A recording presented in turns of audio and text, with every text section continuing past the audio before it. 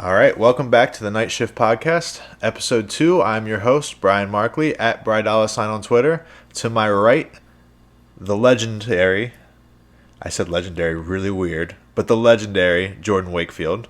How's it doing, everybody? It's at jwakefield98 on Twitter and all social medias. He fucked it up last week. We're not going to talk about it. But it's all right. And then sitting across from us, you can tell that we aren't in the kitchen again because it's not echoing. And hopefully it sounds better. But yeah, across from me, the boy, barely Gary. You know where to find me? At bgary24. Yeah, see, now you fucked yours up. No, yeah, it's because I was thinking about my Instagram. Yeah, sometimes it's you think too much about the... Yeah. That's why you keep one handle across the way, BryDollarSign. I specifically changed my Instagram so that way it matched. Yeah, see, that's smart. So yeah, Episode 2. We were excited after Episode 1, I think. I think excited's a good word. We are happy with the response we've got. We got a lot of feedback. One of it being the audio. We moved into the basement. Shout out my roommate, Zach. One of the two members of the Basement Boys podcast. Go listen to them because they're both my roommates and they're both cool dudes and they're letting me use their microphone and their room to an extent. And so yeah, it'll sound better. We're hoping to get video next week. We wanted to figure out the audio, see how this one sounds, which we already know is going to sound much better. I can lean back here and sound better than I did last week. It won't be echoey, hopefully. But yeah, Episode 2, we have some things to dive into, but before we go in, some more feedback we got. I think the audio obviously was the key thing, which we kind of knew. The first one was kind of just a test run. Some other feedback we got. What'd you guys get? I mean... Do you want to start or me to start? No, I'll go. I mean, pretty much was just audio. It sounded a little too quiet sometimes. Yeah. Well, I know you were talking to a couple of our friends. They said about, just making sure everybody's bringing the same intensity. And it's kind of hard. Enthusiasm, yeah. At the first one. Yeah, Bailey, I would give you... Go ahead. You have the floor to defend yourself about your lack of enthusiasm last week. I mean, I was just talking. I mean, I got called profanity by Rashid, but what's new? That's just Rashid. Yeah. I think Bailey's also easy to just mess with, so I think that's just part of the thing too. But good thing Jimmy didn't listen to it, because then, for the whole week at work, it would have just been. What you don't know about Bailey, if you don't know Bailey, is he's super knowledgeable and really cares about everything he says most of the time. And so, while maybe it sounds like a lack of enthusiasm, he truly does care. Bailey is very knowledgeable on very random topics, but that makes him Bailey, so... Well, and if it wasn't for Bailey, we wouldn't be doing this either. That's also true. So he really spearheaded the whole project, so shout out to you. This is the nicest they've ever been to me. I just don't let this fool you. This is the nicest they've ever been to me. That's also probably true. That's probably true, too. So, yes. Feedback. We're working still on adjusting things, still getting used to everything, I think. Hopefully this will be better. Well, I can already tell you it's going to be better. This will definitely be better. The other thing we lacked to mention for the last week was when we were recording. So we worked our schedules out enough that will record, as long as, nothing pops up, we'll record every Monday night. And we will upload on YouTube and SoundCloud for now, still, on Tuesday. So we'll record tonight, export everything. It won't take long. We probably could upload tonight, but I think it's easier just to do it on a Tuesday. That's what I mean. There's not really a point of I figured it'd just be easier to upload during the day. Yeah. Tuesday. So look for around probably noon 1 tomorrow. When I wake up. Well, for YouTube anyway. And if there was any difficulties or anything, you would probably see it Wednesday or Thursday at the latest. It wouldn't be any later than that. But for what we need, there's not much editing that goes into this. It's pretty raw and uncut. So yeah, record Monday nights, upload Tuesday, I'd just say afternoon, evening, something like that. But you will see it. Again, we're just SoundCloud and YouTube for the time being. Next week, I'm going to say we will have video next week. We'd probably be able to get it on SoundCloud and Apple Music. Well, actually, maybe. But the Apple Music or the Apple Podcasts, the Spotifys, those are still a work in process, or a work in progress. But for now, I think SoundCloud and YouTube's been good. We've gotten, I think I looked at it before you guys came here. I think we had 20 plays on our episode 1 SoundCloud. Last time I looked, it was 21 on SoundCloud. Okay, maybe it was 21. Yeah. Hey, that's not bad. So shout out to you guys for listening. Yes, thank you for listening. Share it.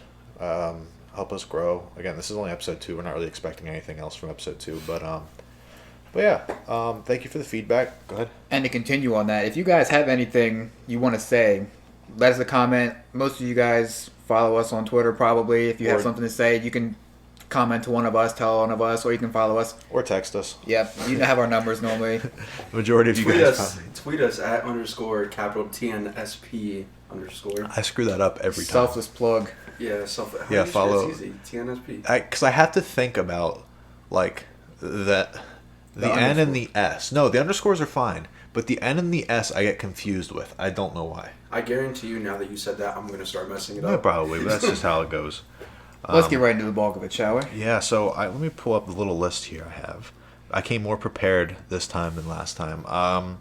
So obviously, intro's done, housekeeping. And then the Patreon as well is the Night Shift Podcast. Link on Twitter. It's our pinned tweet. I believe it's also in the About section on YouTube, and you can find it somewhere on SoundCloud. Yeah, and we can probably put our socials in the description of YouTube too to make it easier if people just want to click that. We will update the description this time around too. So the Twitter is in there, but like we can put our personal in there too. Yeah. So I kind of want to open the show just with a casual kind of. I just have on my list here. What's everyone listening to? Not necessarily, obviously there's a few projects here we're going to get into later.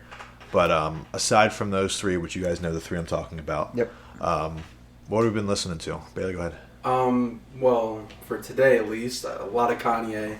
Mm-hmm. As you guys found out last episode, if you didn't know, I'm a huge Kanye fan, and, the GOAT turned 43 today. So happy birthday to the best artist of in my memory, like in recent memory. I mean, I don't think it's close. Actually, while we're at it, I saw on the wonderful place Hip Hop Twitter, someone said that Lupe Fiasco is a better artist than Kanye West, which was probably one of the worst takes I think I've seen recently. And Hip Hop Twitter has a lot of those. I feel like I know where you guys stand. Lupe is a great lyricist, and he's probably a better rapper than Kanye. But when it comes to like overall as an artist and whatnot, I don't think it's even remotely close. Yeah, I think I said to you, Lupe reminds me more of Absol. Yeah. Like, can't make a good album. Like, well, I'll even say Lupe's made better albums than Absol has. Has he made better ones than Meek Mill? What? Has he made better ones than Meek Mill? Well, they're different. I think so, yeah. I think Lupe Fiasco makes better albums than Meek Mill. I can't really say I love any Lupe album though. I mean, I like Lupe, Yeah, he has some good songs. It's like I really like that Lasers album, even though a lot of people hate that album. Yeah, I didn't. It's because it sounds more mainstream. I think that's probably why. But the Show Goes On's on there. Remember, growing up, we all loved that song. Yeah, we was it young. 2K11? Was it something like that? Probably. It was an early one. I didn't even play 2K at the time, and I know that song just the popularity behind it. Yeah, I mean, we'll save Hip Hop Twitter as a discussion for another day because I have so many things I want to say about it. That's like a whole episode. It truly might be. If we have a slow week, it might just be Hip Hop Twitter is going to be the topic, the overarching topic of the whole show and how ludicrous it is. Good. Well, and even back on what Bailey was saying about Kanye, that'll be a whole nother podcast episode in itself. That'll be a very, very heated one because we have a lot of different takes for that one. Also, speaking of which, not to go ahead. All the Taylor Swift fans on Kim's mentions, fuck off. That's all I want to say. No one cares about your shitty favorite pop artist that doesn't even hold Kanye's or many other artists, to be honest, like, is nowhere near the level of quality. I don't hate Taylor Swift as a person or artist. It's just like you said, the fans on Twitter. I mean, a lot of fan bases on Twitter just make it so you can't like the artist. Yes. Pop Twitter. We were talking about earlier. Pop Twitter is terrible. Yes. Yeah. What else have you been listening to? Anything? Because your Kanye is a good transition into Jordan then. Because I want to talk about something we talked about last night. I mean, we're not going to talk about it, but the Flatbush little EP they dropped. Yeah, we were gonna try to squeeze that in too, but we've got enough albums here for the kind of the main gist of the show. So I didn't listen to the Flatbush at all. I didn't either. The EP. Yeah, I'm the only one to do them. I was going to give it a listen to, but I was listening to 2 other albums that are going to be Yeah. a little bit later on that we discuss. Yeah, I would say from like their normal stuff, like you can definitely tell it from Michi just because he sounds so brash and raspy at times. It's like it felt a little more not as in your face or as aggressive as they normally could be, but it's a cool little 6-song EP. I'm looking forward to when they actually drop like another full blown album. See, they're another one where I would prefer a 6-song EP from them, and I will listen to it eventually. But this has been busy right now. But I'll say it's like 14 songs. been a lot out. Less. Yeah, I think my thing with Flatbush is I like them in doses, Yeah. I like them, which is kind of funny because they do a lot of drug Acid rap, rap, and yeah. doses. I'm a comedian apparently, but they were really good on that Beast Coast album. That Beast Coast they really album added is variety. I think my thing with the Beast Coast album was I liked it. And I like Beast Coast. This is going to upset you. Pointing to Bailey. It won't upset Jordan. But it got to a point where everybody sounded the same sometimes. Like the Underachievers. I think sometimes I can never tell who's who when they rap. I don't listen to I don't the listen to them Underachievers enough. Right. But Michi brings in that raspy voice. You know right away. Or Zombie Juice. Yeah, because Have those voices that kind of really mix things up. And their songs on the Beast Coast album are really different and stand out to me. Even if I didn't love them or anything, it stands out. I can usually it's like it's like Pro Era / Underachievers / Flatbush Zombies. I can tell them all apart, like all Pro Era and Flatbush, but I would say the Underachievers it's also in the same like what you said. Like I have trouble understanding figuring out who's who, but it's just because I don't listen to them enough. Yeah, I'll definitely give it a listen. It's a Gold is one, right? Or is that somebody different? That's on. He's on the Underachievers. Yeah. Okay, I'm about to it's say him and I can't tell I you don't the know guy's that name. person. What's the name? Isn't it? It's like I don't know. It doesn't matter. We're gonna not even try because who knows what it is at this point. So, you got anything else? No. Okay, he said we talked about Kanye for a little bit, and Jordan had this breakthrough last night at work, which is I don't know how you do this, but he did it, and it doesn't surprise me that he did it. So we all work at a Taco Bell, of course, and to get us through those nights, we are always listening to music. And Bailey had his music playing off of his phone, and Hold My Liquor came on, which is off of Yeezus, and Jordan goes, "Wait, what album is this on?" And Bailey goes, "It's on Yeezus," and he goes, "Oh, didn't you say something? I thought this was on Ye." Yeah. I did say that, yes. I So- did say that. So Jordan goes, "I need to go back and listen to Yeezus again." Now, one of my many Kanye takes is going to come out right here. I think Yeezus, I said to them last night, top 3, but I thought about it. Yeezus is a top 4 Kanye album for me, and I think it's probably 4 right under Graduation. I won't get into my list, but I like the Yeezus a lot. I think it aged well. I think it aged super well. I think it's kind of, it shows the genius that Kanye had at the time to kind of see this is what music's going to sound like. There's a lot of Travis Scott production on there. It's very brash. It's in your face. I love it. Did you listen to Yeezus again or not? I did. Did you? I did, yeah, I did. It's funny that you talk about the Travis production because when I listen through and the songs that you can tell that have Travis production remind me of Piss on Your Grave on Rodeo. Mm-hmm. And that same, it's in your face, it's going to come right at you, this is what it's going to be about, whether you like it or not, that's the music. That's what that whole album is pretty much. Yeah. And it's number 4. I think they came out... Wait, you're saying it's number 4 It's number 4. But my top 3 I know are different than yours. Yeah, it's fair. I think we all agree that My Beautiful Dark Twisted Fantasy is his best, though. Yeah. Yeah. We'll get that. Yeah. I didn't mean to get us onto the sidetrack of Kanye rankings, but because it's his birthday and we just happened to have that little discussion. So you like it more than you initially thought? Yes. Okay. Way more. Okay, you're confusing Yeezus and Ye, which is fair. That's fair. Yeah. Way more. What else you been listening to? Anything? I mean, a lot of stuff that we talked about in the that we're saving for later. Albums of the year, After Hours, Don Toliver, and the 2 albums that we're going to talk about later. I actually went back and listened to a little bit of A$AP Rocky. I listened to Testing and I get them confused, but it's the one that has Goldie and One Train. That's and, is that At Long Last or is that Live Long? That's Live Long ASAP. Yeah, that album. The mixtape's Long Love ASAP. Yeah. The second one's Live Long ASAP. Or did I say the same thing twice? No, I think you said. And then differently. the second one is At Long Last ASAP. That's the one that has like Electric Body and all that shit on it. Yeah. And go ahead, Bailey. Go ahead. No, I was gonna say, just because we were talking about hip hop Twitter, and now we mentioned ASAP Rocky. So I don't think either of you follow him. It's a pretty cool hip hop account. It's at All Love Hip Hop. Have you guys seen the account? I think I saw this. It's like the little heart with a microphone. Is it the one that said that ASAP Rocky hasn't missed yet? No. Well, I saw that, which is also true. But it's 2 truths and 1 lie, and I know we're getting sidetracked a lot here, but it says so it's 2 truths and 1 lie. It's so ASAP Rocky is more talented than J. Cole. Igor is a masterpiece. Logic has always been trash. Okay, so the lie has to be Rocky's better than. It says it's more talented than Cole? Is more talented than Cole, yeah. But tough. Logic hasn't always been trash. No, Logic hasn't always been trash. Igor is a masterpiece, so I'm going to go with the lie being the first one. See, that's hard for me because you really haven't listened to Igor. I will get you to listen to Igor. I haven't listened to Tyler the Creator at all. You know what we're going to do?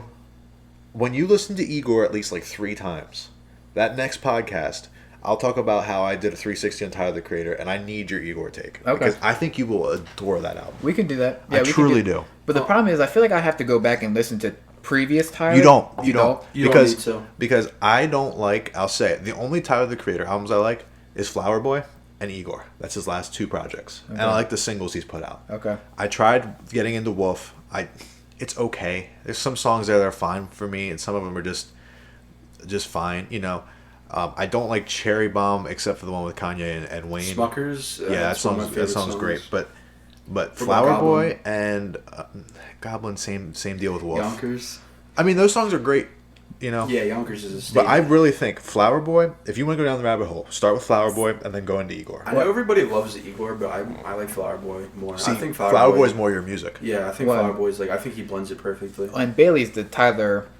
Yeah, you probably put Brian on to Tyler. I mean, I've encouraged both of you to listen to Tyler, but I know it's not up your alley. I mean, it's funny because I'm wearing an Odd Future shirt today. Igor is going, whereas Flower Boy's more up your alley, I think Igor's more up your alley. Maybe. I'd have to go and listen to it. I truly think, I really am interested to hear what you think about that album when you listen to it. Yeah, and just back to the poll, it's actually, so it's, 13... It's probably people saying Logic's always been trash. 13 point, so he says, he asked, where's the lie? That's the poll. So 13.2% is none/all, and third is Igor is mid, so that's the lie. They're saying it's not a masterpiece, it's mid. That's 20% of the vote. And then second is Logic is fire, so it's not saying he's trash. That's 29%. And then the lie that everybody thinks is Rocky over Cole. It's just saying that's the lie. They're saying Cole's better than Rocky at 37.8%. What's weird is Cole is a better rapper than Rocky. Yeah, absolutely. But I'll also tell you Rocky takes more risks. I think you could argue that Rocky is a better artist, an overall artist in visuals, fashion, how he, look at the ASAP Mob and what they mean to New York, and not just music, but fashion and all that stuff. You could say it depends. You could argue it. Yeah. I don't think I agree with that. It's super hard because just going off the poll, it says that Logic has always been trash. Logic's that's just a lie. That's so hard to say because Under Pressure and Incredible True Story and his mixtapes and his mixtapes, those are all really, really good Logic. But then after you get through that, and we'll probably talk about this in a podcast sometime too. Whenever he decides to drop that next album, it peaked around. What's crazy with Logic is he peaked with his debut. Almost, yeah. I think. Yeah. I mean, I'll say Tits is better, but The Incredible True Story beat Tits. Just so you aren't caught way off guard by that acronym that Bailey just used. Yeah, I don't think Logic's always been trash, and I think he can still make a really good album. Yeah, I truly do. But Absolutely. But he Did you has guys to see the picture that came out of him Yeah, today he with looked- Jack Harlow? He looks bad. he looked rough. He But, looks I mean, confused. Shit, I'm ugly as hell too. Wait till we get the video up. Yeah, I know. But wait, did you? We're gonna have to affect the brightness on it a little bit. We're gonna have to turn the Dim it down a little bit. Yeah. We have to turn the You lights can't off wear in black. here. The contrast are too insane. Yeah, probably. It's probably like all you own though. Most of my clothing is black. Yes, I think most unfortunately. people own black clothes. Most Well, yeah, because it thins you regular out. People. Well, It yeah. thins, like, I'm not offending you. No, I know You what and you're like, saying. We need to thin ourselves out a little bit, you know. Maybe I need to start wearing different colors. Jordan man. needs to start Gym- wearing white. The gym's been closed, so you know. Yeah. We got sidetracked. Anything else you listened to other than? No, that's pretty much it. So I've been listening to a lot of Frank Ocean, Channel Orange and Blonde, just repeat heavy. Do you want to talk about what we saw on Twitter again today? What did we see on Twitter? Some rap songs, Oh. Blonde and Igor. No, we'll just save that for our Twitter Okay. Twitter episode. Frank Ocean. I don't know why I'm so late to Frank Ocean. I don't know why either. Frank Ocean is literally right up my alley. He's got that same. Him and The Weeknd don't sound the same. Their voices are very different, but they have that same atmospheric music. I think The Weeknd's darker, For sure. but Frank's is more. Not more relatable, because The Weeknd's relatable too. But his music's amazing. He is. I have to see him live whenever he decides to crawl out the hole that he's in, because, again, just like you guys haven't seen The Weeknd yet, I've seen The Weeknd once, and it's amazing how much he sounds better live than he does on the track. Which, if you can do that, like, you're a legend. So I've been listening to a lot of Frank Ocean. I've been going back to Igor. I've been going back to Igor for like 2 months. It's insane. Like, once I rebuild my money after buying my car, I'm getting an Igor print for my room, for my wall. That's how much I love that album. The story of it is probably why it's super relatable to what has been happening Sad boy hours. at times in my life, and except it's females, not males, because I think, well, I don't want to spoil the story for yeah, sure. honestly. But that who knows what's happening? the emotion in Igor is insane, and it's super. I just keep going back to it, and then of course the New Normal playlist. Obviously playing Drake a lot, playing The Weeknd a lot, like older Weeknd. I was Yes. listening to Beauty Behind the Madness today. Yeah. Which that turns. Turns 5 in August.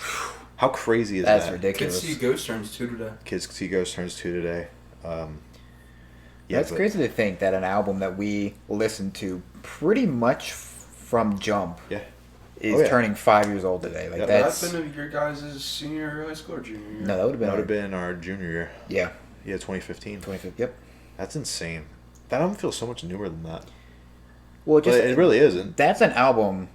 We talk about replayability a lot. Mm-hmm. An album that what determines a good album, and we always talk about replayability. That's an album that you can go back to. I mean, any of his albums. We talked about it before. What I realized today, listening to it again, was that album probably has his biggest hits on it. Oh yeah. You think about it. I mean, Some of them, yes. often wasn't huge, but like to the Weeknd fans, it was huge. Yeah. But you had "Can't Feel My Face." Yep. The Hills. Yep. And the 50 Shades of Grey song, "Earned It." Earned it. Yeah. You also had "In the Night." Yep. That's probably 4 of his biggest songs. Those are the 4 of his songs that I'd say that really put him.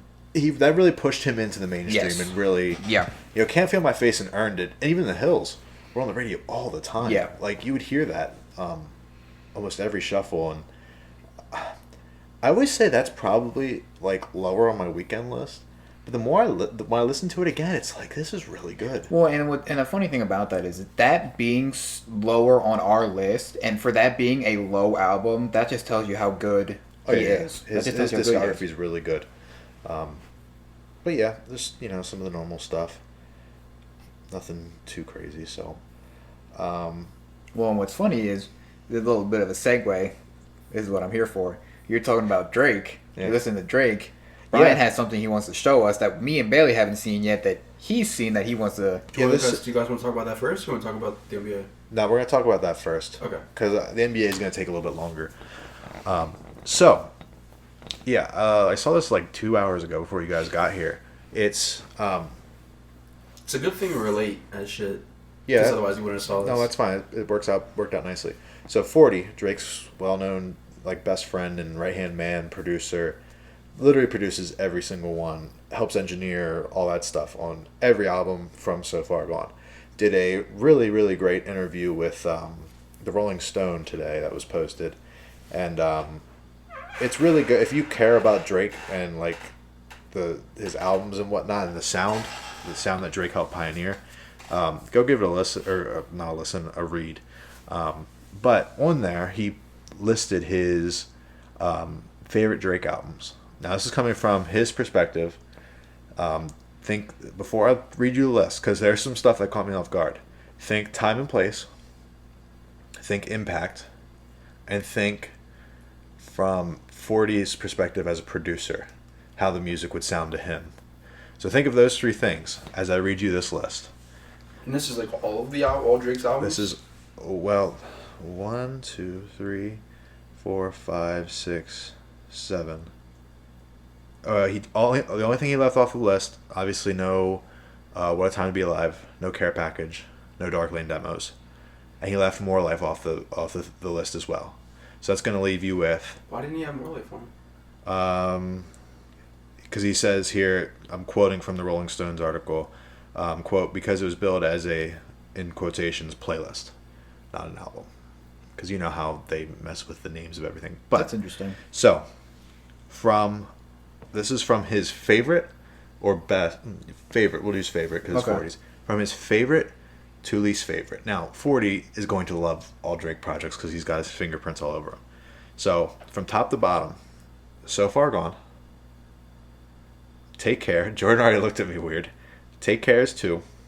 If You're Reading This, It's Too Late, 3. Scorpion, 4.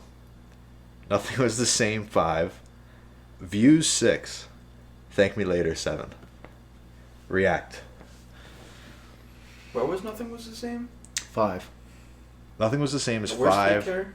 3. Take Care is 2. 2. What's 3? So Far Gone is 1. Take Care, 2. If You're Reading This, okay. 3. I had it backwards. Scorpion, 4. Nothing Was the Same, 5. Views, 6. Thank Me Later, 7.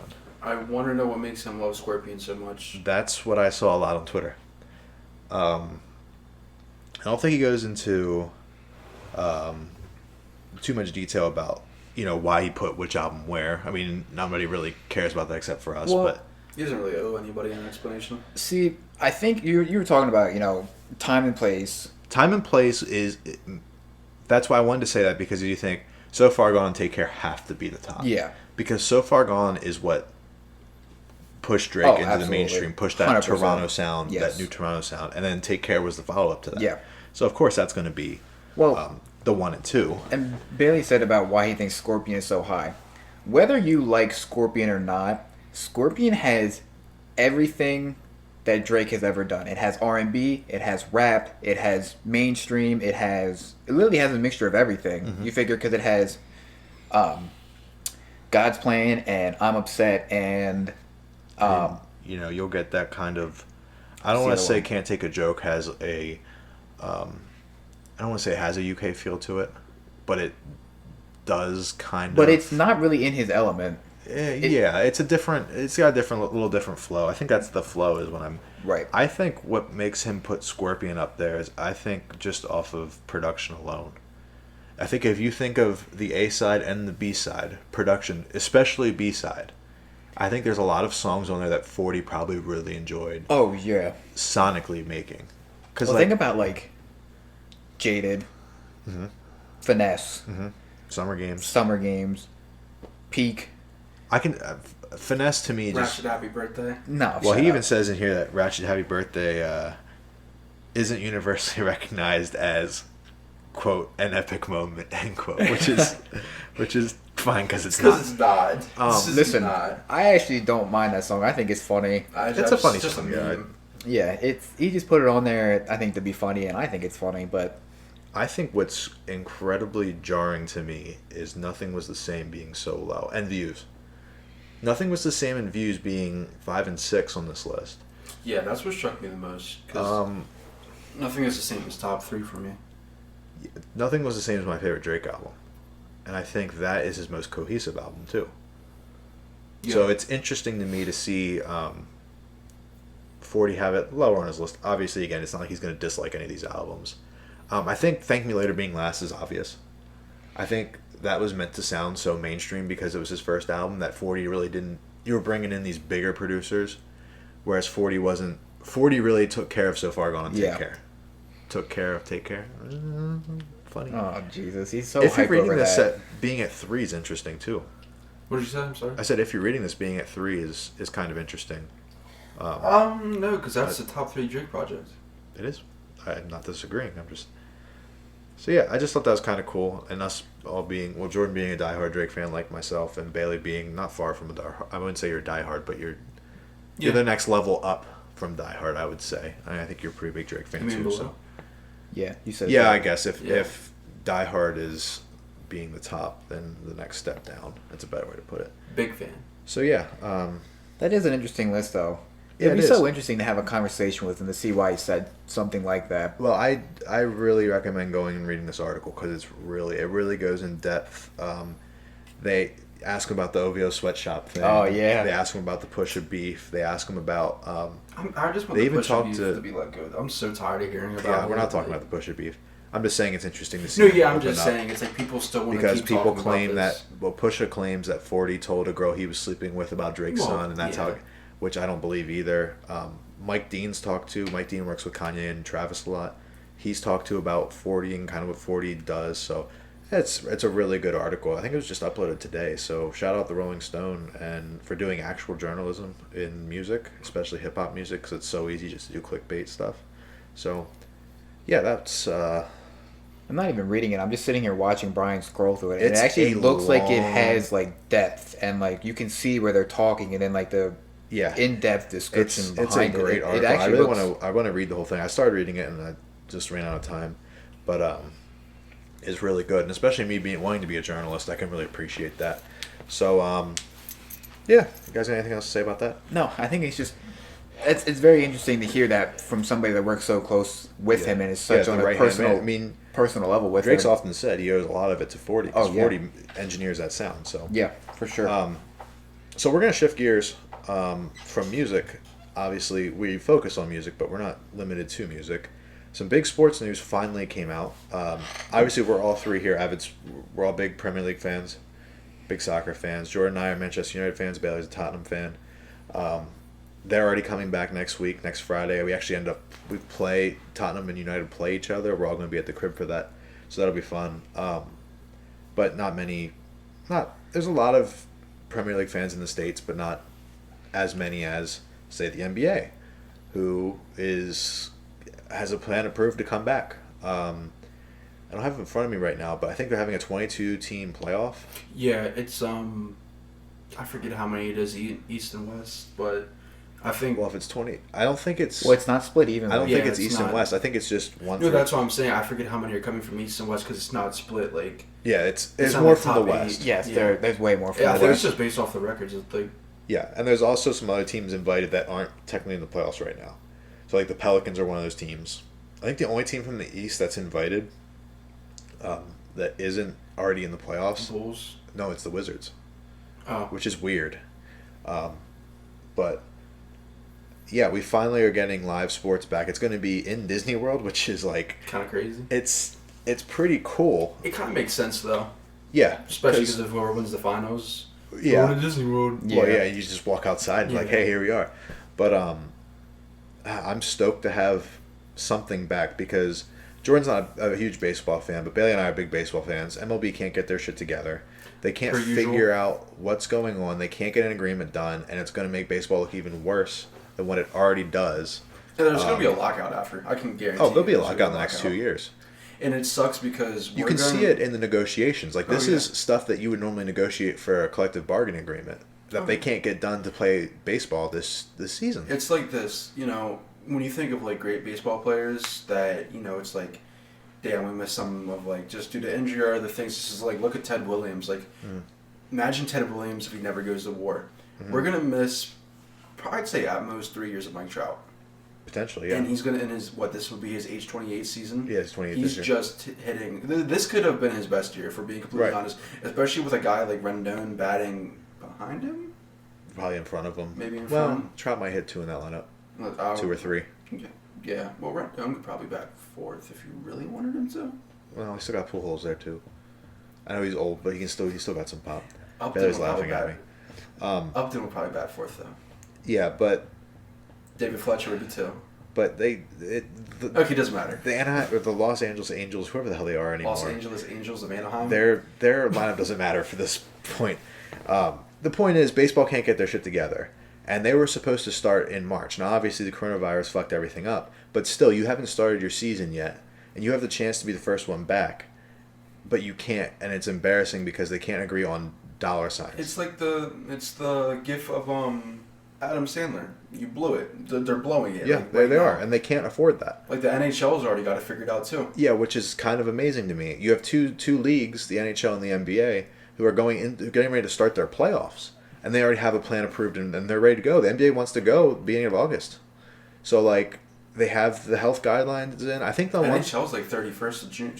Yeah. I think the snag with the NBA is they're still trying to figure out like the older coaches. Yes. So like if a Popovich would be confirmed to have COVID-19, they're probably more at risk than LeBron James. You know what I mean? Yeah. So he could be quote unquote, or any coach that might have any other health.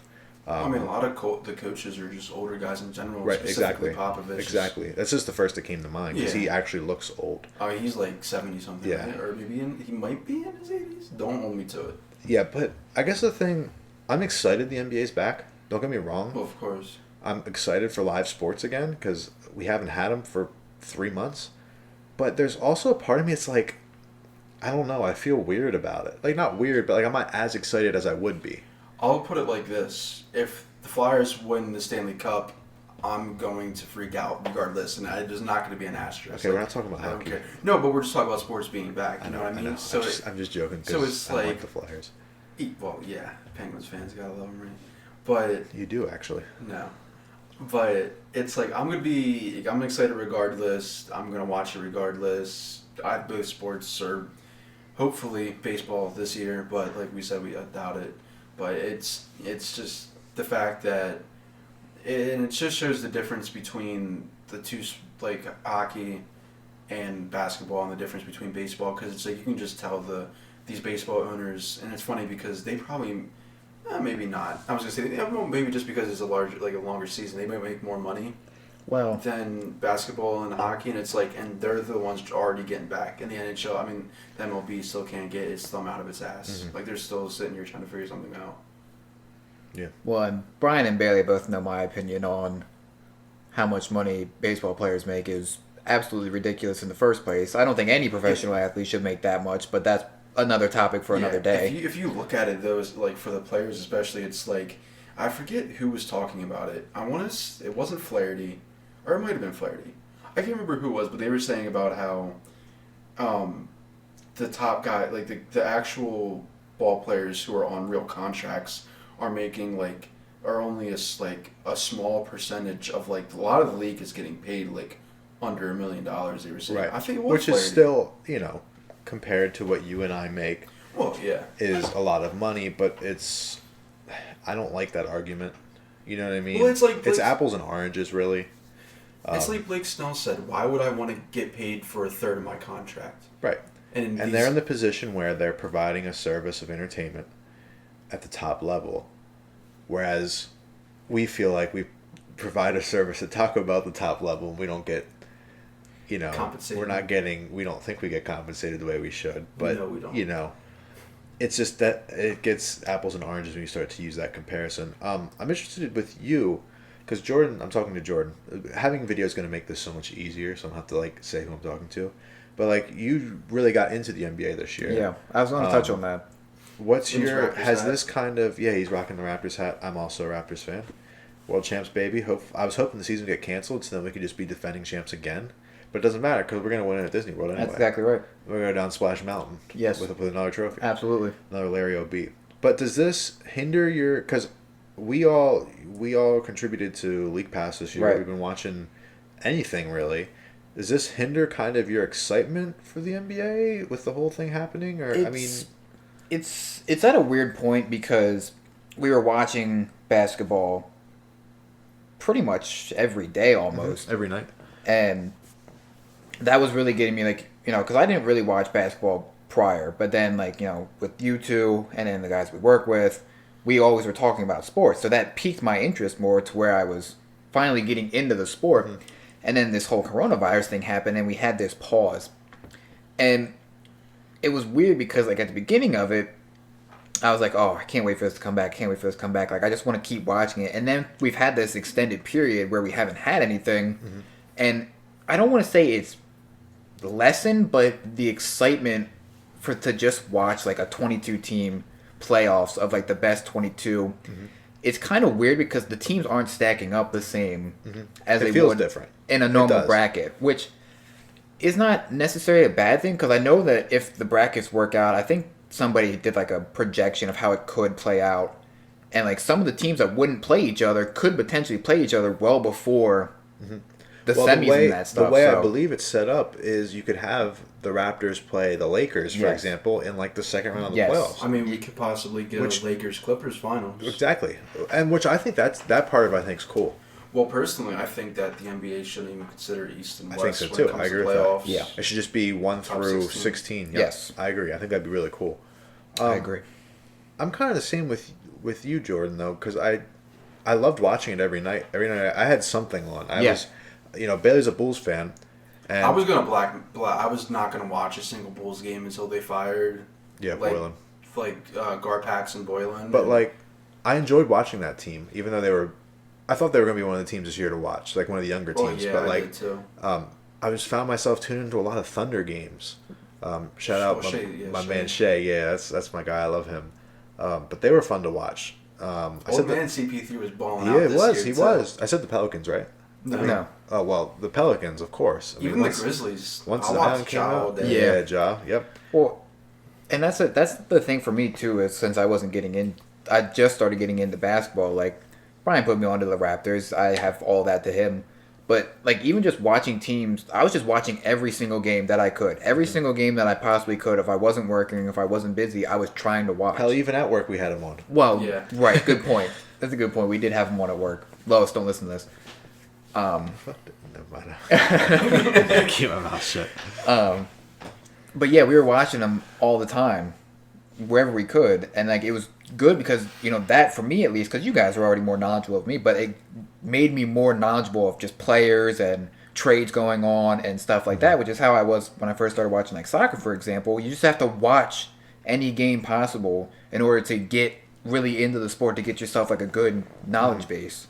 Yeah, I mean, I was really enjoying watching it this season, but it was at just a certain point, being a Bulls fan, where I got tired. Just couldn't take it anymore. I couldn't take it, dude. Watching us lose to the Hornets and the Cavs, I was losing my mind. Like, you got Zach LaVine dropping like a ridiculous amount of points just to keep us in games, and it's just like the incompetence that has been going on ever since MJ left, pretty much. Has just like at this point it's just like it's so annoying. Losing D-Rose and all that. Well, I mean that was due to the incompetence. Like Gibbs just was running him for 40 minutes a game. Like, well, I was like his injury. And, I mean he also played D-Rose himself played a part in it, but it's just so I'm happy they actually made moves so I can watch next year and actually somewhat enjoy myself. Hopefully. Yeah, I think what's weird, you were also saying, Jordan, about how like we haven't had it for so long, and I think that's something that this whole coronavirus thing has taught me. Like we've all been fortunate enough to work pretty much our normal hours. Yeah. If not more. If not more, yes. If not more, yes, we worked more. But like I didn't think I'd be able to live without sports for like a week. And it's been over 3 months and I still miss it. But like I'm not as excited as I thought I was going to be. Now maybe it could be the baseball part of it too. Like I was really looking forward to the MLB season starting, and that just never happened. Well, and it's what's interesting for that is because like I don't watch baseball. Like if you watch baseball, you follow it. Like more power to you. That's your sport, whatever. But I always knew that from sometime in the spring till about August somewhere that there's probably going to be a lapse of something that I wasn't going to be watching sport related. So this is kind of normal for me. So like my anticipation for this to start back up is kind of lower because I'm already used to not watching a sport over the summer typically. Right. But with basketball starting back up, it's going to be nice, but I don't have really anything that I would normally watch during that time, so. To be honest, I'm looking forward to hockey being back more so. Well, that's because the Flyers are having a good season. Well, that's what I'm saying. It's just like, with like baseball, it's like, kind of curious to see what happens with the Phillies this year, but who really knows? Who knows what's going to happen with anybody this year? Yeah, I mean... if they even step on the ball field. Yeah. The Bulls have been a joke for years now, so it's like same old, same old. But the Flyers actually got their shit together this year, so it was actually nice when I could to watch Flyers play good hockey, which doesn't usually get put in the same sentence in recent memory. And then You should have saw Bailey's face when he was saying that. Yeah. He was just smiling ear to ear because he didn't even believe it. Yes. Yeah. And then with like Tottenham, like, I mean, the wheels just fell off this season and a lot of injuries, so it was actually getting annoying watching them struggle to beat teams like Norwich in the fucking FA Cup. So the break was nice. You guys aren't much better. I don't know. We're not, but we can laugh. Yeah, we can laugh together about our struggles. Yeah. So yeah, we'll finally get a major American sport back, and that's a step in the right direction. If anything, there's something you can at least... Well, yes, I'm sorry. I don't want to disrespect hockey. I just haven't followed hockey much this year, sadly. But yeah, NBA's back, baby. Hopefully the Raptors can make a run. I'm worried about how fit everybody's going to be, what the level's going to look like. Because, like, the first few games of the season, everybody's not playing as many minutes and whatnot. Yeah. I think it's going to be the same the thing. The Premier League's going to do 5 substitutions. I saw that being tossed around. Yeah. Pause. What? Tossed around? That just sounded weird at first. I don't think you have to pause that. Anyway, I'm not the pause expert here, but yeah, we'll see what the level of competition is like. I think they're going to play 8 regular season games to figure out seeding and then go into the playoffs. So I guess maybe that 8 games is the run of fitness for these guys. I'm curious to see what Lillard does.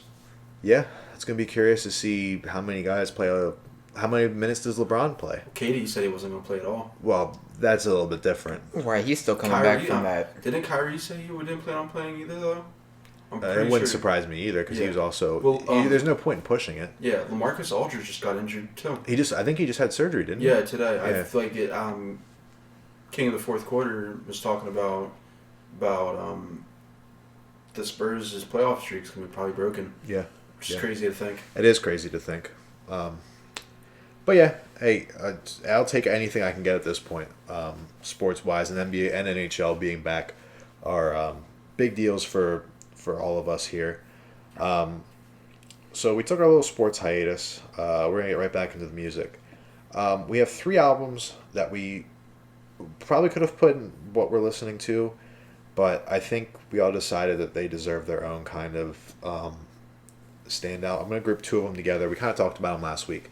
Kota the Friends, Everything, and Freddie Gibbs, Alfredo. Now I think Jordan's going to have more to say about Kota.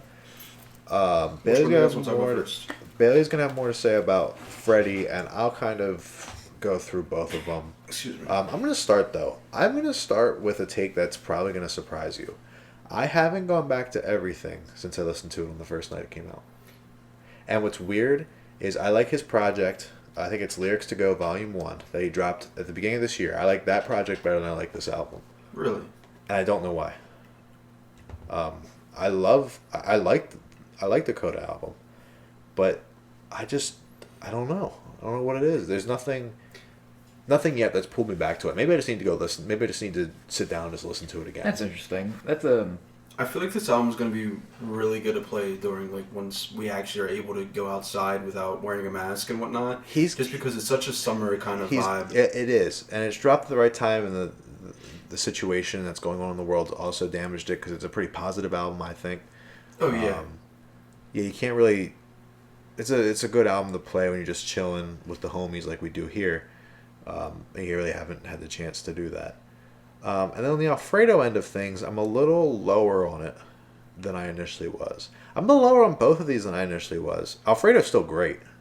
Yeah, I initially thought that Alfredo was going to contend for my top album of the year. It's After first listen. it's up there for me still. Like, I really liked Alfredo. I don't like it better than West Side Gun's album. I'm not saying it's like will be my favorite because I don't know if it is, but like Freddie is. I mean, this is more my style. Go ahead. I'll just let you go ahead and get into it now. It's a good transition. Okay, we're gonna talk about Freddie's first. All right. I think with Freddie, especially after dropping Alfredo, we need to talk about how consistently good this guy is too. Not even just from like just if you think about it. Hold on, let me go scroll down his albums. I think it starts with Pinata is what I meant to say. It's like Pinata, and then he dropped Shadow of a Doubt, You Only Live Twice, self-titled Freddie, Fetty, Bandana, and Alfredo. Like, if you look at like his, like kind of like similar to Future, like the last 7 projects they dropped, like he is insanely consistent, and they're all quality producers he works with. Like, again, I mean, you can't go wrong with an Alchemist beat, if we're being honest. Him and Madlib are like actual friends too, so yeah, those two together are always great. I mean, Freddie he's got a great discography. He has bars. I think he's a little more versatile than just coke rap. Mm-hmm. He sings a little bit occasionally on tracks. Yeah, I mean, Freddie's got a great voice, which is interesting. Did you watch any of those Tiny Desk concerts? No, I didn't get to it. He has one. Freddie has one. You gotta go listen to it or watch it. The thing that I really like about Alfredo too is, I don't know about you guys, and I mean, I was watching the Dead End. Was it Dead End Hip Hop?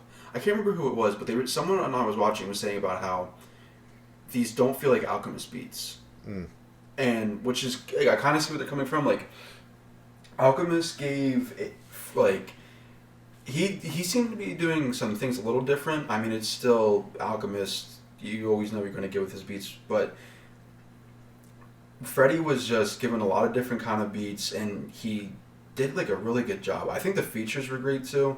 Rick Ross had a great feature on Scotty Beam. That's my favorite song. That's a great song. Benny the Butcher.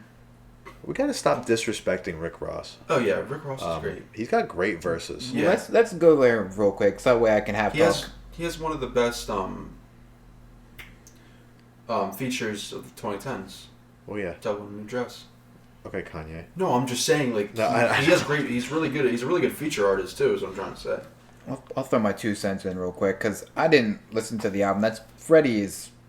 It's not that I don't listen to the stuff like that. It's kind of the same with the Griselda guys. It's right. The same it's that you talked about last week. It's really just not in my wheelhouse. Everyday listen to, and it's not that I don't go out of the way to listen to something special, but it's just that would be something that I would listen to, like, if we didn't have like an After Hours this year, or like a Heaven on Hell, or like a if it was a really dry spell, yes, then I would have dug into that. Yeah, that's my problem with the Flatbush project. Yes, I didn't listen to it because I have these 17 other things I'm listening to that didn't even come out this year. Well, and if you look at this year compared to last year, right? This year's so much last year, I don't want to say it was dry, but you didn't have big names. What even came out last year? You had like the Baby albums. You had Beast Coast. You had. I'm trying to think what I would have put as my number 1 album last year. I think the Roddy album came out last year. Album come out last year? Reasons? No, that was 2 years ago. That was 2 years ago. I think did the Roddy album come out last year? Or was that this year? Yeah, he dropped. That was last year because the box was out last year. Yeah, which that's up there for me last year. What the hell would I have had? It's gonna irritate me because Astroworld and all that's 2018. Yes. Right? Yeah. So what the hell? That Logic album was there, right? Unfortunately. Yeah. Yeah, but that wasn't the top album. I just seemed to think about that project. Anyway, you're going to say something about Ross. Well, didn't Igor come out last year? Yeah, but I didn't listen to it then. I didn't listen to Igor until like... that still technically came out last year. True, so then it's not nearly as bad of a year as right, so, because like last year would have been, I'm just going off Grammys, it would have been Revenge of the Dreamers. Oh, yeah. It would have been Tyler, the Creator. It would have been YBN Cordae. Shout out YBN Cordae. That's probably 3 of the best albums last year. Absolutely. And then you had Championships with Meek and... something else came out. 21 Savage's I Am I Was in February. Drive me absolutely insane. I gotta go to my blog. I still think this year's better than last. By far. Let me plug my blog real quick. InsideTheLifeOfBri.wordpress.com. I haven't typed anything on here since August of last year, so almost a year, but go check it out. I made a list of Rick Ross and Drake Well, while Brian's looking collaborations. at that, I'll talk about what I wanted to talk about. Ross, in particular, I think just gets a lot of hate. And if you look at what he's produced and what he's released and the features he has and the people he's got to feature on his songs, he has some really good music. And just Yeah. lyrically, like, he might not be the best, but He's solid. yeah, he's very solid in what he's producing. And also, in terms of making, like, a hit song, like, He not can to do it. not to throw my Drake fandom out there or whatever you want to call it, but Money in the Grave and Gold Roses, 2 songs I released last year, are both masterpieces. Okay, so not to interrupt your train of thought. Some albums that came out in 2019. Young Thug's So Much Fun. Oh, that's up there. Kanye's Jesus is King, which I don't hate but I don't love. Crash Talk. That was beginning of the year. Zoo, Denzel Curry, Bandana, talking about Freddie Gibbs. How the hell did I forget about The that? Plugs I Met. Oh, we just talked about That it. Griselda album came out that year. Last year was good, but I still think this Oh, year's didn't better. that Offset Dave's album album come out last year? All of their. Pop Smoke? I found out. I remember now what my number 1 album of last year was, and it was that Earth Gang album. Oh, That's Mirrorland, what it was. that's right. I knew it was something. Now I just Yes. saw them in Drip or Drown concert. 2 Yeah. also came out Oh, last that's year. a good album, All right, too. enough talking about last year. My thing with Freddie Gibbs is I love his voice. Yeah, he has a really good voice. and He's he- a great storyteller. If you like really Well, listen, of course. he tells a great story. I think a lot of those coke rappers do benefit from being good storytellers. Pusha T, Um, yeah. I like the beats. I like Features are great. the features are Tyler great. killed that It shit. reminds me so much of that West Side Gun album. Yeah. Like just how it's crafted. Yeah. I think it benefits from being short for me. I think that's a perfect run for me. I like 10 that album. songs.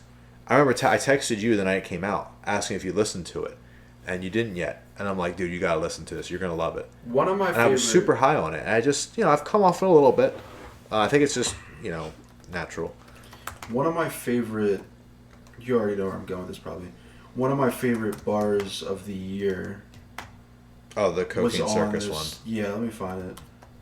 I'll just keep talking about it. But again, Tyler was on an album that you wouldn't think he'd be on, and absolutely bodied his verse. Tyler's a great rapper, and he doesn't give He's an nearly underrated enough rapper. credit in that sense. Yeah, I found it. It's Michael Jordan 1985, bitch, I travel with the Cocaine Circus. That's just a great bar.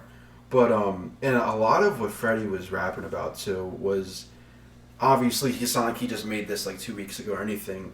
It's been in the works for a while, but it's still a lot of the bars were a lot of what's going on right now, especially with the social injustice issues that are going on. I don't want to get too much onto that topic, but I will say... Well, it's going to inevitably happen. When Yeah, we it's talk going about to this never next happen. album. But it felt like he created it the night before all hell broke Yeah, it's weird loose. how that works, doesn't it? Yeah. Like, a lot of the bars were just really about what's going on even right now, and it's just because, like, I'd say probably in the past, like, 5 years, this has become really prevalent again. Was the issues with police brutality and different, like, racism and whatnot. So it was really cool to, we'll talk about that again with RTJ4. But if you guys, I know people are wondering how they can, support everything that's going on right now. I'm a plug Freddie for him. If you look up alfredo.restaurants.com, it will take you to the merch for Freddie's album. He has a t-shirt that is a minimum $20. All the proceeds go to the families of Ahmaud Arbery. I think it's how you say his name, Breonna Taylor and George Floyd. Minimum $20. It says it's like something will be genocide. That my execution might be televised. That's an opening bar to one of his songs. Yeah, that's what's on the shirt. Like I said, it's a minimum $20. You could buy it for like $100 if you really wanted to. But all the proceeds go to those families, and the merch. I don't know if I think I may have showed you guys. Yeah, it's the, sweet. The merch for that is sick, and when we get paid tomorrow, best believe I'm spending some money on that merch. I think this album is really good. I think Freddie again just shows how good he is. He's much more than just like a coke rapper. He's a great storyteller. He's gonna outbar you. I mean, Freddie doesn't get talked about enough as a great MC as he is. as great of an MC as he is. Yeah, I don't have much else to say. Jordan, real quick, give me your Kota rundown before we jump into Run of the Jewels 4. So I know we talked about it a little bit last week about, he put basically everything into this himself. He put, he produced everything. It's his money. Like, he is the person that really kicked this whole thing himself. Mm-hmm. And I'm kind of on, I wouldn't say I'm as low as you. Like, I listened to it the night it came out. I was really high on it. And then I listened to it a couple times more. And I think lengthwise it's good. Mm-hmm. And you can tell that he's really passionate about it. And you said it's like a summer album. He's really put it out at a good time. But like Bailey said, with this whole thing going on, it kind of hindered what you could do with it. I think it's missing something. And I don't know what. I haven't been able to pinpoint it, but I think it's missing something that would really propel it to be... I wonder, is it maybe a feature? Because the biggest feature on there is Kyle, and Kyle is not huge. No. I like Kyle. I don't Joey think Badass and Boz. Oh. Well, yeah, but that was a single. A single before it was on the album. That's true. So... I think Kyle, I was really happy to finally hear Kyle and Kota together. I thought they went well. Yeah, Kyle fits perfect on the beat. I think my thing with the album is I think because I've listened to a couple Kota projects before, I think something needs to change in his sound. Yes. I think it's a little too repetitive. I was actually getting ready to go there. I think that might be my issue with it. It's still good and I like that lo-fi sound. Yeah. But I think it's just I've heard it enough from him. He can't keep doing that forever. The songs, they don't sound the same, but it's hard to distinct. They run together. Yes, they run together, which can sometimes be good. What? Because it plays into the idea of, is it cohesive? Yeah. Or is it just all sounds the same? Yeah. And I always argue like Amigo's album all sounds the same half the time, whereas like something that's gonna have a similar sound can be labeled cohesive. Real quick, now that you talk about like cohesiveness and whatnot, I don't want to get off of Kota, but again with Freddie, that album blended so well together. Like the end of the song, I didn't even realize another one was starting until I checked my phone. Yeah, I don't know where that line is. That's not really our jobs as listeners. Our jobs, but absolutely. Like we're not going to have that ear for what makes it blend well, or is it two sounds too same. So right, and we're just voicing an opinion. Yeah. There's other people out there who could be like, oh, we're terrible, and it actually is very cohesive. But just to me personally, I think it all sounds very similar. Mm-hmm. Like, I think there's songs on there that are very good, and maybe, like, my favorite songs are the first and the last. It's Summer House and Everything. But then when you get to that, like, middle part, like, he has 3 interludes, which they're okay to have on an album, but it's only 12 songs, so 3 of them are interludes. You know what? Maybe it's not fair to compare... Maybe it's not fair to compare Kota to The Weeknd's album. Yes. Because it's two totally different... The Weeknd has all of the money he humanly wants into this project. Yeah. Whereas Kota has his own money into it. Well, and I think... But with The Weeknd it's cohesive, but it sounds different. Yeah. Like you can tell when that's what's amazing about After Hours, is there are 3 different sounds on there that The Weeknd's done before, all on the same album, and it doesn't sound like when we talk about Drake's like More Life. That's not cohesive, but it's a bunch of sounds put together. Yeah. Whereas The Weeknd figured a way to do that, put a whole bunch of different sounds together, and it be cohesive and still kind of tell the similar story. And I don't want to take any credit away from Kota because it's still good. For this being his first, like... real album. Yeah, his first studio album. Yeah. Studio, that was the word I was looking for. His first studio album, like, it is good. And I'm curious to see where he goes after that, if he tries to break away and do something different, because he can...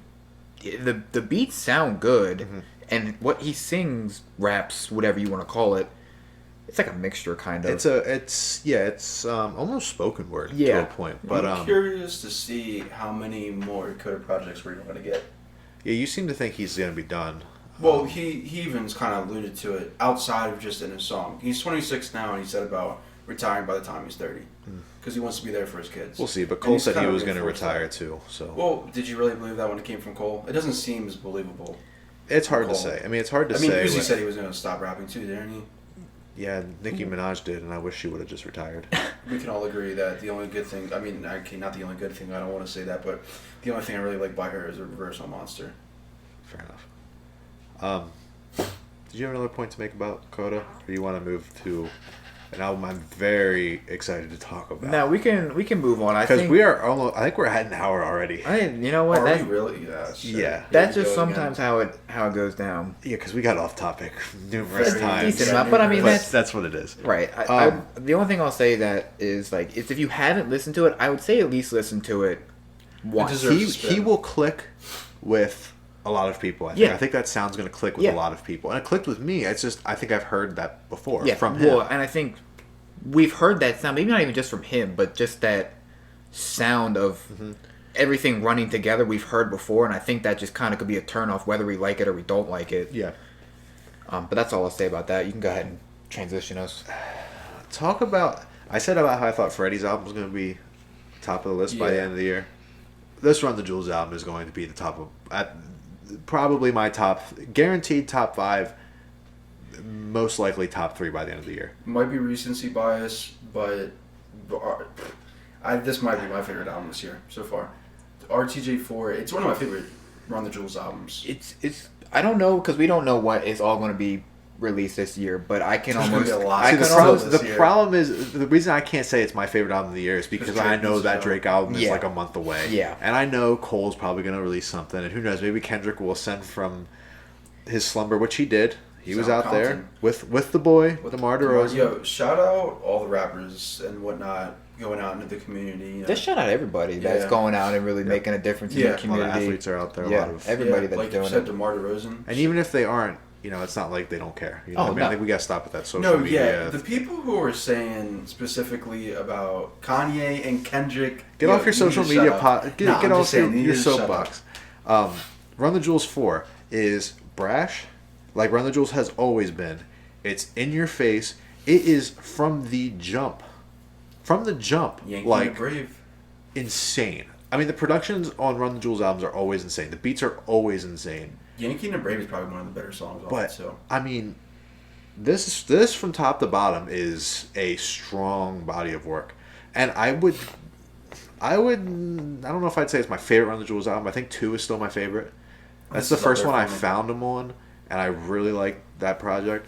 This one's really good. And you were saying about how Freddie's album touches on the times. Well, yeah, Run the Jewels really does. this is they always do. if Freddie Gibbs talks, touches on the stuff that's going on, Killer Mike and LP are giving a fucking middle finger to it. Yeah, Well, And they always have. And I was just going to say they've always been more of the outspoken people to talk about the problems that have been going on, and they don't care. They will say what they want to say about it, and they don't care what And anybody what's thinks funny- about it. They say on the album they don't mean I don't mean this, but I mean all the fucking disrespect or something along Yeah, the they- lines. Like Well, and Killer Mike is a very smart dude. Oh, yeah. Like, Oh, did yeah. you guys see his it was like an Speech, 8-minute yeah, speech he yeah. had in Atlanta? He cares about Atlanta. He cares about his people. Like he cares about everybody. he doesn't does. wanna see stupid He's shit. encouraging people to go out and make real change with voting. He's with a name like Killer Mike as an activist, it's not really, you wouldn't think it's the best name, Yeah. but like,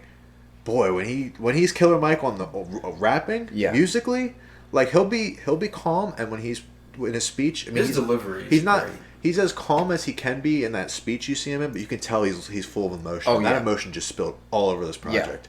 And I think where with Kota we said about how does it sound too much the same? No, this album is. But what's interesting is their Run the Jewels subject matter is generally politically driven, Yes. for the most part. But boy, the way they bring it, Well, and that's It's because they're rude as fuck. a good way to put it, because like you can rap about the same thing, but if you bring a different That's Look a at great Pusha point. T. yeah, well, anybody, if you can rap about the same thing, but if you can bring like a different viewpoint or a different sound or just something, or just how you say it. Yeah. You can say the same thing 2 different ways and it'll convey 2 different meanings. Yes. Whereas they do that, and that's a great point. I'm glad you brought that up, because it's like they don't change much, No. subject matter wise, but boy, do you know what they're saying. well, and they have such a good way of delivering that message too. Like they're like you said at the beginning, they're in your face from the beginning of the album, and they're not letting off the pedal until this album is a perfect. This is what the streets sound like right now. Yeah. This is what the frustration and the anger sounds like, and I mean LP and Killer Mike's chemistry is amazing. Yeah. They also have a Tiny Desk that you should go watch. If you don't watch NPR's Tiny Desk concerts, they're great. Mac did one, may he rest. Tyler did one. Freddie Gibbs has one. Run the Jewels has one. They're really cool. But yeah, there's not a single beat I don't like on this album. No. The only song I don't love. I like every song. I love this project. I love the project. The one song that stood out to me that it was like okay. I think it sounds like I've heard it before from them. Is Never Look Back. Yeah. Which is close to the end of the album, but that Ooh La La song, that just in my head the whole time.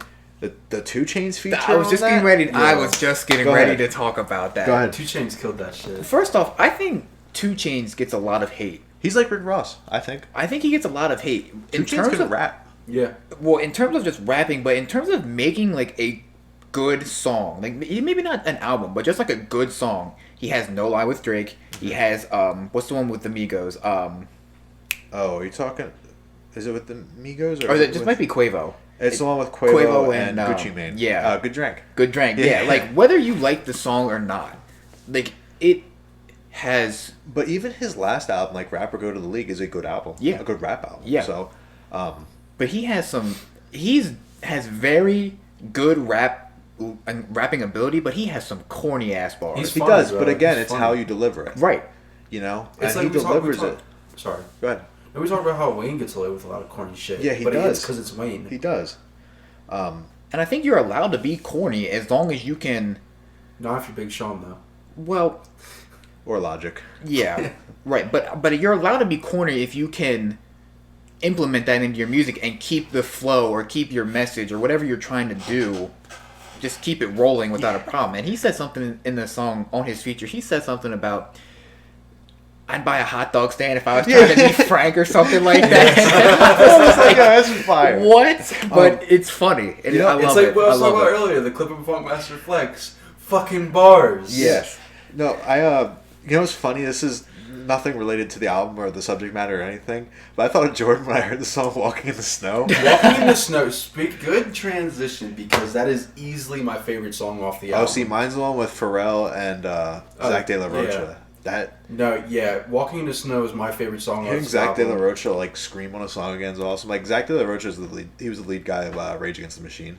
Oh, okay. So like, I knew the band. I didn't know that yeah, was his name, though. yeah. I don't know what he's- my favorite song is. Dude, My favorite bar of the year is on here.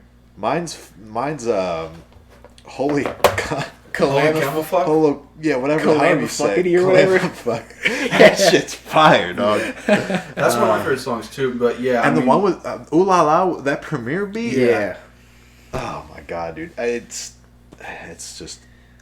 It's somehow exceeded my expectations. I've heard 3 albums of this, and yet somehow they do it again. Yeah. Go ahead, Bailey. I know you wanted No, to touch I was point gonna on say something. this is like my favorite bar of the year is when Killer Mike said on "Walking in the Snow" in the end, "Never forget the story of Jesus. The hero was killed by the state." I mean, that's just like such a deep ass bar. I like how you on read many levels. it and then put your phone down like you were dismissing class. Yeah, it's like. But it's- yeah, I mean, I mean, Killer Mike did. Killer Mike was preaching on this whole damn album, and it's like LP was too. Again, I've seen some LP slander for some reason. I don't understand it. Don't go to that side of Twitter. I so didn't even try to get there, and I just stumbled across some yeah, well, stupid you shit. follow some dumb hip hop Twitter pages. I too, just follow so. some hip hop Twitter pages that are like popular. But yeah, I think it amazes me how there's not one song on any Run of the Jewels song that you listen to where one guy really outshines the other. And Like, I they think- both bring that energy every And single that's what makes verse. them really special. If you guys haven't listened to If you haven't listened to Run the Jewels, man, go listen to Run the Jewels because they're old too. You can 45, both of them. Yeah. you could start with any of their projects. And Yeah, you don't have to go in any sort of order. No, you could listen to any of the projects, and it is going to be good because they have this ability. It's kind of like with rappers nowadays and their features. Like when somebody starts going back and forth, and then like so it's Killer Mike, and then it's LP, and then Killer Mike goes back into it. Like just that chemistry of them building up, and the hype just gets higher and higher every single time they go back and forth. I can always picture them in the studio together, just trying to outdo each other, but it doesn't sound like they do. You know what I mean? Like, but yeah, I love that album. It's very, very, and it goes by quick. It's a quick listen. Sometimes it's 39 minutes. Well, but sometimes an album could be an hour long, and sometimes you just like it so much that it just all of a sudden you're at the last song. Yeah. Astroworld's like that for me. Yes. Like Astroworld's like, holy shit, I'm done with this album already. Well, that's kind of with me with After Hours, especially even with like the bonus track. Like that's like an hour and 20 minutes with the 3 extra songs he added. Something like that. And I started Alone Again, and I'm at Final Lullaby, and I'm like, where did the middle of the album go? Yeah, and that's not even a bad thing. Like you just cruise right through it. And I don't know, man. And that same thing happens with this album. Any of their albums. I happened to look at an interview with Killer Mike, and he said how he wants to have that reign like a Scarface, where he's never seen as whack. Like he wants to do this for 20 plus years and be, even if he's not great, he wants to be considered like he doesn't want to be whack. See, and they rekindled both of their careers with Run the Jewels. I mean, they could make 3 more albums of this. Well, and I think they could sell. I think they could do really well on tour. I think this plays. I think it would play great in a young environment with mosh pits and everything. I mean, my God, could you imagine some of this stuff live? Yeah. Well, and I think live. Oh my God. I think they get overlooked a lot too because of their age. They're a little bit older. You know, a lot of the mainstream rappers nowadays are typically younger. You know, a lot of them, like the up and coming ones, like Little Baby and all them, like they're not old. Right. So they have that experience that they have, that lived experience kind of goes into their music. And I think that plays well for the subject matter because they can truly speak on it. Because Killer Mike, I mean, LP's not experiencing racism. Let's not get it twisted. Right. But, LP's also from New York. Yeah. Yep. So, Well, he may not experience it himself, but he may witness it. Sure. Yeah, exactly. That's what I meant. So I guess in a way it's an experience, but not like him personally. Well, and since they're so like close together, like they would have that experience, whereas somebody else like us, we might not. Right. But I think this is the perfect album for what is happening. I think it's unapologetic as it should be. It's brash as it should be. They don't pull any punches. They're not super on the side of like a YG fuck Donald Trump. Yeah. Like they're not that far on the spectrum, but it's more about educating. It is, but it's still. It's beautiful. I love it. I think it's perfect for what we need. I think it should be played in the peaceful protests. I think it should be played just even if you're not protesting. Even if you don't want to even think about it, if you want to escape, you can still listen to this and not think you're being beaten over the head with political messages either, which is cool for me. But yeah, I thoroughly enjoy that album, and I want to listen to it even more. I've listened to it way too many times already. It's addicting. I don't even know how many times I've listened to it. I think I've listened to it at least 5 times. I give it a pretty fair shake. I've definitely listened to it more than 5. Yeah. I'm probably in between. Well, again, I'm also going back to Frank Ocean's album from like 2013. Right. So like, that's kind of where I'm at. Good point. I'm listening to Blonde for the 75th time in a row. See, that's the nice thing. That's the nice thing about staying up so late is I just have all this free time to just listen to music late into the evening. Yeah, no, that's fair. But yeah, man, Run the Jewels 4 is going to be. I like the album cover a lot too. It's kind of like that. Well, and super simplified, like pixelated. Like they always have variations of the fist and the finger. Yeah, you know what that is. I'm doing the gesture, but nobody can see me except these two.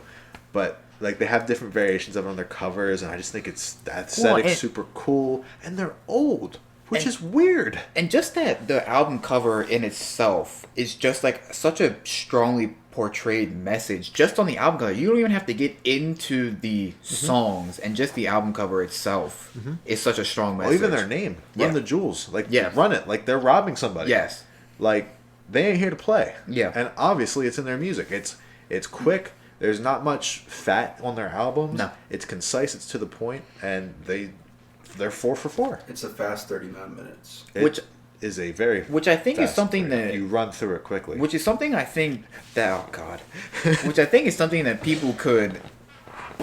Which I don't want to say rappers nowadays are doing bad because, you know, a lot of albums nowadays are getting pretty lengthy in terms of songs. Like, they're just throwing a lot of songs onto the album to try This and get shit this. is annoying. I'm not listening to an 18-song Lil Yachty album. Or a 20-song Migos album. Like, Think about it. Literally, it's a 32-song Nav album if you count the deluxe. Who the fuck in the right mind is listening? well, to see, that? like I'll listen to a 50-song Drake album, Well, and that's where. but that's Whoa. also because I'm a huge Drake fan. Yeah, well, and I was thinking, I was like, because I was telling you this the other day.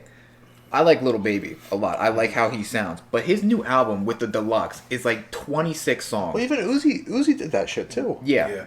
I mean, when's the last time you sat there and listened to the whole thing? And that's what I mean. It's like, that Lil Baby album is, it's called, My Turn, I think?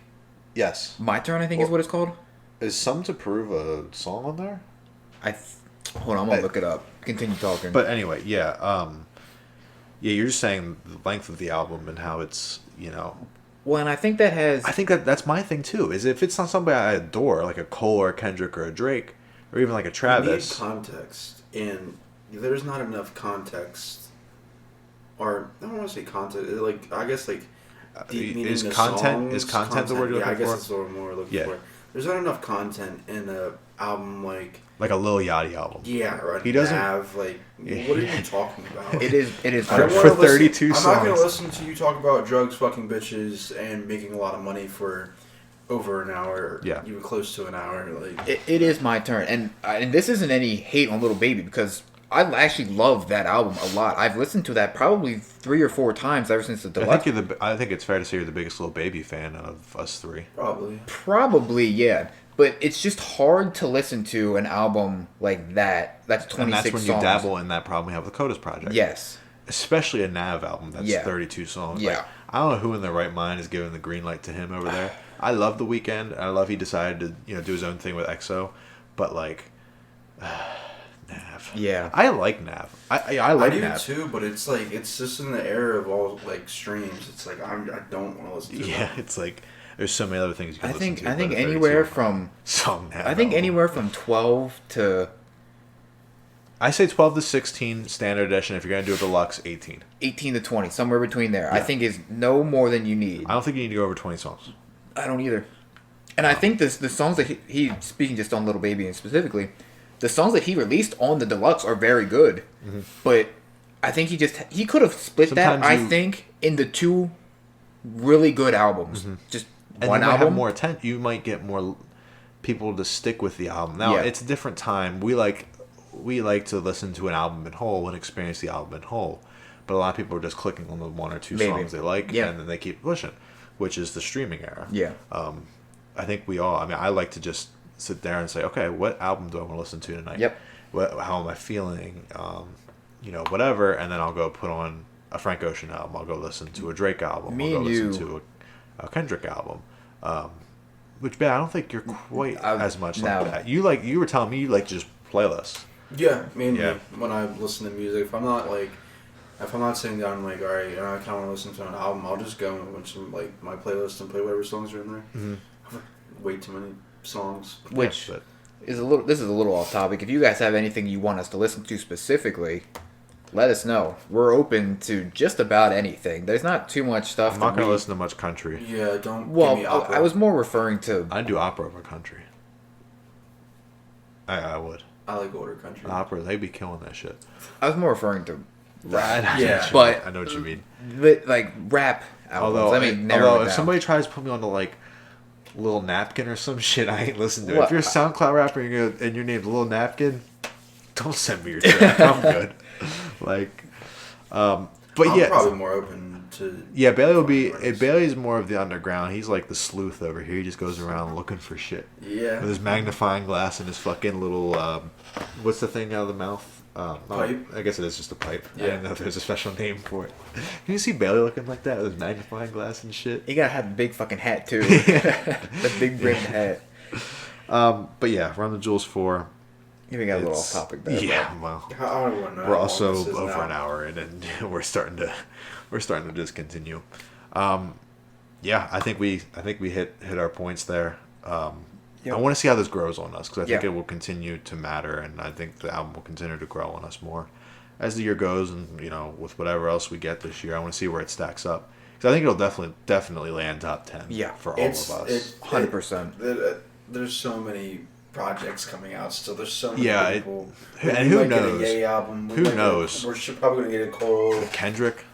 Drake, I just hope we get Kendrick Cole and Drake in the same Rocky. year. Isn't Rocky supposed to? I don't even. I would know. hope so. He had talked. I think he had mentioned something on his Twitter that he is potentially looking to drop this year, but I'd like for him and Tyler to actually drop that collab album, but I'd be cool well, with that Rocky now. told him to shut the fuck up because it's not happening. He told him to stop lying to people. That's one of the best friendships in rap. Yeah. So Especially because Tyler's just. And I don't mean this in a rude way. He's just a fucking goofball. he's a comedian. goofball is a great way to put, but he's not afraid to be himself. So No, yeah. Shout out Tyler. shout out Run the Jewels as well, and Freddie Gibbs and Kota the Friend. and And when you're looking at this year so far, I think it's just we said I came down the Kota project a little bit, but it still shows the strength of how good this year's been musically, and speaking musically only. We said it last week, like it's been a bad year, but for music, it's been really, specifically rap music, it's been really good. Yeah, you guys got anything else? Nah, we're good. No, I don't have anything else to say. Like I said previously, if you guys have any suggestions for us or you have any feedback or anything like that, don't be afraid to tell us. We're all open to feedback. Or questions? Yeah, I mean, like, Absolutely. we talked Questions about would it be earlier. cool. Yeah. Even if you know us personally and want us to talk about something that even if I talk to you personally about, but you want us to talk about it together, just tweet it at us. I'd like to. _ TNSP. Yeah, you can say that Capital because _ again. I can't seem to remember that. DMs are open. All of our DMs are open, even if you're Hell, my personal DMs level. are open too, but they're usually dry as fuck. Well, yes. So this has been episode 2 of the Night Shift podcast, and we are at an hour and a half, and so I think it's time to let you guys go back amongst your regularly scheduled programs. All right, later.